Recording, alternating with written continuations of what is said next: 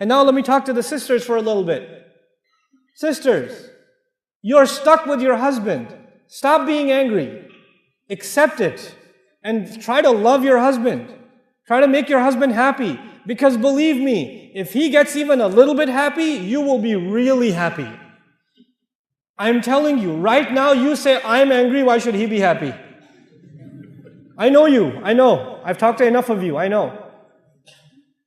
He doesn't care about me, why should I care about him? And he thinks the same thing. She doesn't care about me, why should I care about her? You start. You be nice to him. You smile at him and he'll get all shocked. Like, why are you smiling? What? Is everything okay? You know, is your mother here? Is that why, you know? You know? You have to be nice to your husband. Don't dress up when you go to a wedding. Dress up for your husband. Even if you have 4 kids, it doesn't matter. Dress up for your husband. There's enough shaitan and fitna outside. So your husband should find beauty in you, not anywhere else. You should compliment your wife. You should say nice things to your wife. You shouldn't just always complain. Where are the keys? Where's the mail? Did you get the groceries? Did you do this? Oh, you didn't do anything. Oh, you don't listen to me. Stop, man. There's not enough salt. There's too much salt. There's not enough sugar. There's too much sugar. There's not hot enough. It's too hot. Stop. Say nice things to your wife. And I know if you're like Indian, Pakistani, then it's very difficult for you. I know. It's very hard to say nice things to your wife. In our culture, if you say nice things to your wife, your ribs hurt. Like, you know, so you have to immediately follow it up with something mean. You have to say something bad right after to balance the equation. You can't just say nice things. So if the food is really good, you're like, oh, aaj to bada acha khana banaya, but I still hate your mother. Like something. You have to, you have to add something. You know.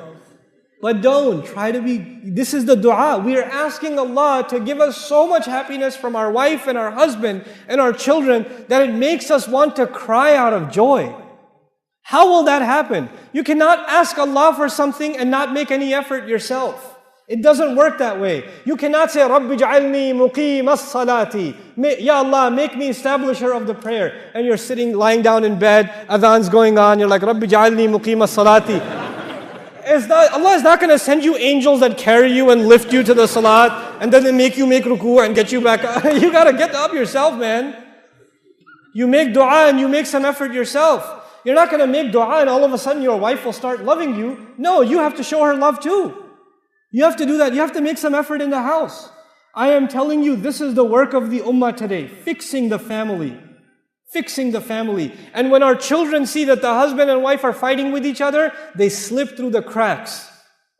So they get in trouble with the mother, they run to the father. When they get in trouble with the father, they run to the mother. And they know they can do whatever they want that way. Because they know father and mother don't like each other. When father and mother are a team, oh man, then they got nowhere to go. You go to mom, mom's like, okay, hold on, let me call your dad, let's talk about this together. Oh, no. I was hoping we could discuss this by ourselves without getting father involved. No. You know, this is hablana min azwajina wa dhurriyatina qurrata a'yun. And why should we do this? Why should I care so much about raising a good family, being a good husband? Wallahi, when you're a good husband, your son will be a good husband. When you're a good wife, your daughter will be a good wife. Sisters, this is and if you're not, then you will create bad families down in the future. And you will be the fault. You will be the reason. So we say, وَجْعَلْنَا لِلْمُتَّقِينَ إِمَامًا. Make us imam, make us leaders over people that have taqwa. In other words, everybody who has a household is an imam. You have an imam of the masjid. You have an imam of, the musalla. But every house has an imam. You're the imam of your house. I don't care if you have a beard or not. You're the imam of your house.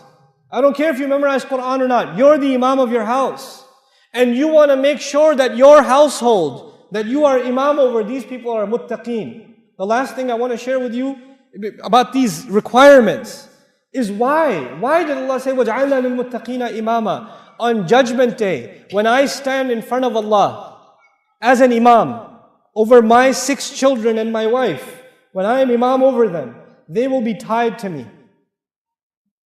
And if I didn't do my job with them, and they made mistakes because of me, their mistakes will also cost me.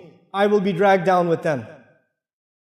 But if I raised my children correctly, and I did good with them, and they went on to serve Allah's deen, and become good people, earned good deeds, then Allah raises them. And when He raises them, automatically, because I'm chained to them, He raises me.